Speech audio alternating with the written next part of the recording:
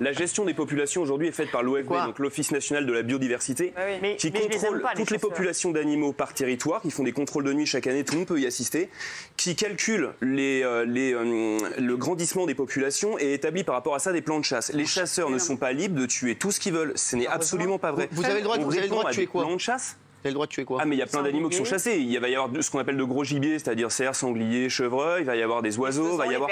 Alors, après, il y a une chose qui est intéressante. Vous chassez toutes les semaines, vous? Moi, je chasse toutes les semaines. Alors, moi, je chasse particulièrement à court. Voilà, donc c'est moi, c'est une chasse que j'apprécie particulièrement. C'est quoi la chasse à court? On fait la chasse à court, on avait déjà fait un débat dessus, mais c'est une chasse qui se fait. C'est la chasse qui est pour moi la plus naturelle qui soit, parce qu'on va venir confronter un animal sauvage à des chiens, les chiens qui sont des cousins des loups. Fatiguer la bête, en fait. En fait, c'est une chasse à l'endurance, mais qui a un avantage considérable, c'est qu'on vient stimuler un animal sauvage dans son environnement. Il le connaît. Stimuler. Non, là, c'est la chasse la plus abominable qui existe. Le débat n'est pas sur la chasse à court. Non, mais si, il est sur toutes les chasses. L'intérêt fondamental, c'est qu'un animal, il va être suivi par des chiens. Les chiens vont avoir 10 minutes, un quart d'heure, 20, 25 minutes de retard. Un cerf, un sanglier, un chevreuil, il va prendre 25 minutes d'avance sur les chiens, on va faire un parcours, on va faire des ruses. Et nous, en connaissant nos chiens, on va suivre cette piste pour la remonter. On n'est pas du tout sur une chasse. Pour moi, c'est pas barbare, puisque on joue dans les règles de l'animal sauvage. Il a toutes les qualités pour Mathieu. Sauf qu'il perd tout le temps. Non, là, je suis embêté parce que j'allais défendre monsieur, mais vous dites qu'il perd tout le temps, c'est complètement faux. On est la chasse qui prélève le moins par rapport aux journées de chasse qu'on organise. 3 chasses sur 4, on ne prend pas. On ne prend pas. Moi, je fais 50 chasses par an, je prends entre 7 et 8 animaux par an sur 50 chasses. Et en revanche, ah oui, les animaux qu'on prend... C'est beaucoup moins Guillaume Janton. Sur les animaux qu'on prend, effectivement, l'an dernier, il y en avait 2 qui étaient blessés, qui avaient été blessés par des bagnoles. Ouais, les chiens tombent dessus, ils le prélèvent. Mais ça, c'est la loi de la nature. Mathieu. C'est la loi de la nature. Non, alors moi, c'est pas... Ce que vous avez entendu là. Ouais, sur ce que j'entends. On parle de tout, chasse à court. Alors, si on parle de tout, la chasse normale, moi, un animal, il est dans son élément. Tout d'un coup, il s'envole, il va être tué. Quelque part, 4 secondes avant, il savait pas. Je déteste ça.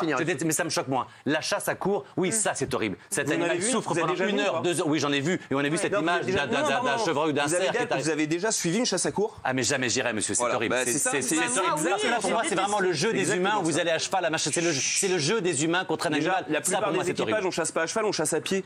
C'est le lièvre, l'animal le plus chassé. On est bien d'accord, mais là c'est pour vous amuser. Vous êtes à 20 derrière un animal, c'est pour vous amuser, il n'y a rien d'autre. On est bien d'accord. C'est une distraction. La distraction, c'est pas de tuer. les questions de savoir ce qui, moi, me plaisait en chasse à court. Je me suis posé la question. Oui. Mais moi, ce qui m'intéresse, c'est qu'un cerf, il a des qualités. Moi, je chasse particulièrement le cerf. Je chasse le cerf et le sanglier. Le cerf, il a des qualités qui sont incroyables. Effectivement, on peut le voir en forêt. Mais quand on le chasse, il va avoir des ruses qui sont phénoménales. Il va aller se mélanger avec d'autres. Il va faire des boucles sur lui-même pour emmêler ses voix. On va observer les chiens qui vont faire leur travail. Vous faites un jeu que vous avez choisi, pas lui. Vous faites un jeu que vous avez choisi, pas la loi de la nature. Non, c'est pas la loi de la nature, monsieur. Pas du tout. On n'a pas besoin de tuer un cerf. S'il vous plaît, on peut l'observer. Ce ne serait pas naturel, c'est de raccourcir le cerf. Effectivement, si à un moment donné, on l'attrape nous-mêmes quand il passe une allée, ou on le tire au moment où il passe une allée, ce serait pas naturel. Je suis d'accord. Mais la chasse à court, c'est naturel. Et qu'est-ce que vous faites des chiens? Tu penses vraiment qu'avec la meute qui les suit, ils ont une chance? Vous vous rendez compte du stress qu'ils ont? On en parlait quand il y avait l'abattoir, le stress de ces animaux. Vous vous rendez compte? C'est une distraction de bourgeois. Mathieu, mais j'ai déjà vu une chasse à court, je déteste ça. Mathieu Delormeau. Mais c'est horrible, c'est une distraction comme ça de bourgeois le dimanche. On sait aujourd'hui avec l'intelligence animale que l'animal effectivement a un stress, il comprend ce qui se passe. Vous vous dites c'est un jeu que vous avez choisi, pas lui. Le cerf, il n'a pas du tout choisi de mourir ou de jouer avec vous ce jour-là. Alors vous faites quoi de toutes les lois de la nature en Afrique? Mais c'est pas une loi de la nature d'aller chasser un cerf le dimanche. Vous parlez pas des chiens qui le chassent si. Des chiens qui le chassent si. En plus, on chasse pas le dimanche, mais les chiens qui le chassent si. Vous suivez jusque dans des lotissements. Alors non, il y a une loi qui est passée, on a arrêté. C'est tout à fait normal qu'on chasse pas dans les lotissements. Il y a une loi qui est passée.